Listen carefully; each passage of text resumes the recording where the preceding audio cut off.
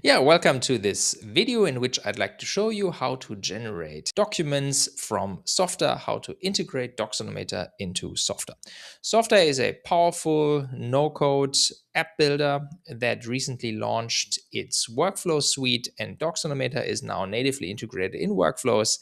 And we're going to see how you can create any kind of document, invoices, report, contracts, whatever it is, from soft data or from your data in Softr with the help of DocsAutomator. Let's get into it. Yeah, let's start in DocsAutomator. In my account here, I've already created an automation called Project Summaries. And in that automation, we have selected Softr as our data source. The title already reveals it. We want to create project summaries or PDFs of project summaries from our data in Softr. The second step after you've selected your data source is a template. In DocsAutomator, you always need a template, which is declared in Google Docs. You can take one from our template library, which I've done here in this case for our project summaries.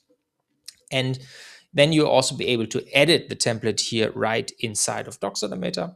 You can see these double curly brackets here in various places. This is basically where we tell DocsAutomator this is where we want variable data to be added. So our project name is always different. Our project manager is always different. We send that data from Softr, and we're going to see in a bit how that works. Then I want to show you a powerful feature that is used in many document workflows, which is line items. Line items are lists of data. In this case, I want to show you how to add a list of tasks. That can be one task, it can be 50 tasks that you want to add on this project summary. And basically this makes it very powerful and flexible to create any kind of document where you have variable data in it and want to add it in various places. There's one last placeholder type here, which is images. So you can also add dynamic images into your documents, but those are not included now in this. Now I'm gonna save and continue. When you are editing your template, you can always go here on the right to this preview editor and generate previews here, basically until you're happy. You can go to map sample data, add some sample data here, and then you basically get the report being created here on the right hand side. Now let's go into Softr. Let's look at the data first.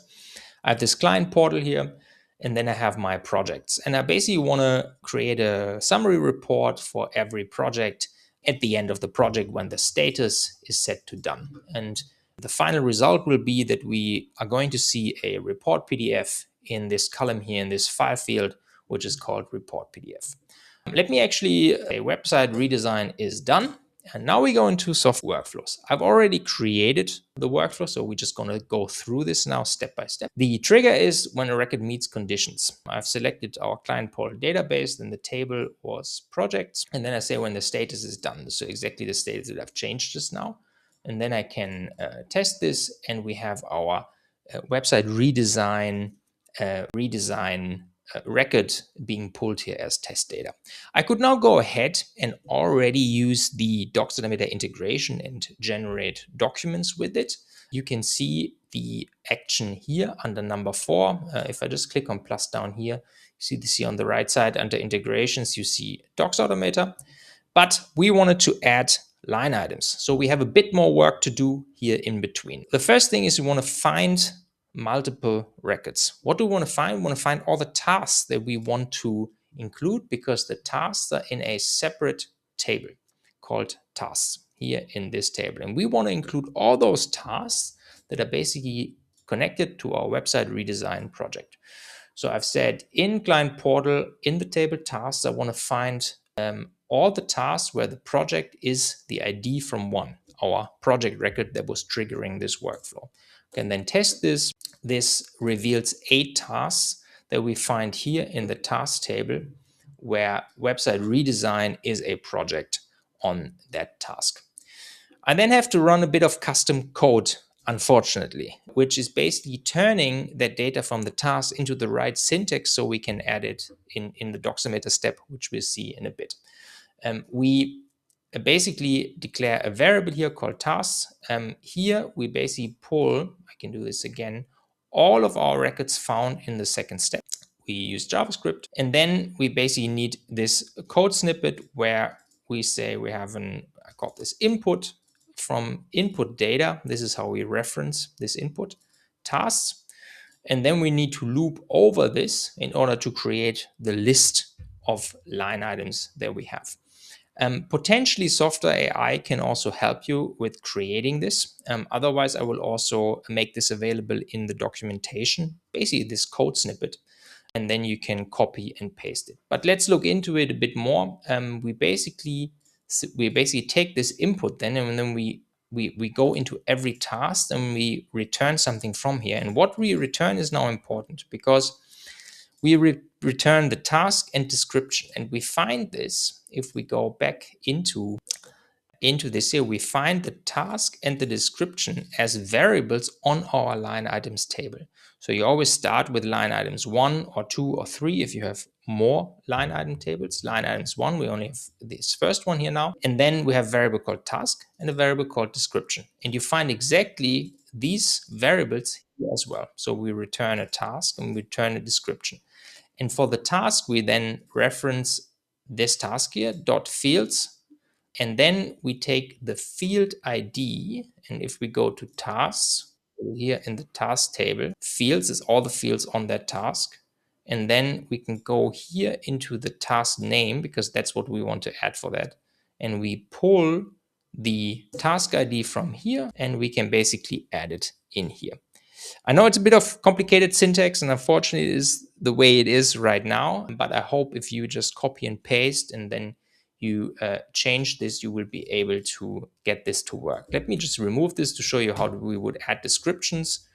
So if we want to add the second variable that we saw here, description, then we add this. We say task.fields, open square brackets, single quotes, and then we go into our task table. We take our task description, we copy this, and we add it here. And now we can test this, and we see that we have a task and description on every task, basically. Website audit analysis, the description, UI UX design, and then the description, etc. And this is exactly the right format now that DocsAutomator expects. Then we go to the actually create document step. First thing you will need to do is add your API key, which you find in your DocsAutomator account. There's also a link to it here. And then you'll be able to pull all your automations that have Softr enabled as a data source inside of DocsAutomator. So we only have one here called project summaries. So that's the one I select. We can give the name, the document a unique name. Let me actually change this to the project name, which we can pull from the triggering record. And then we pass the data. So I want to pass, for instance, project name. For that, I select again the project name, which we can always dynamically select via the add. Down here, we can go into one, and then we can select any property from our triggering record or from any previous steps. So the project name, where do we find that variable in our template? We find that variable basically here. So there's project name. Then we always need to comma separate this. Then there's a project manager, which is the next variable. There we go. And here I've added, then I've basically pulled again from this add, I've pulled the project member, which you find here basically. So this one I've pulled here. Now let me another one, which is start date. So I go in here again, go to the next line, start date, and then always double quotes, opening and closing, and then we pull the start date, this one, and a comma. Softr also auto formats this if you click out of it. And then we have our line items. And for our line items, we basically just map the output of number 3. So just the entire body of number 3 from our code step here. Let me click out of it again. There we go. And now we can test this, and it takes a couple of seconds. And then we get a new document. Get a new document. We open this, and there we go. We have our project name, our project manager, the start date we have just added, and then a list of task titles and descriptions, title and descriptions.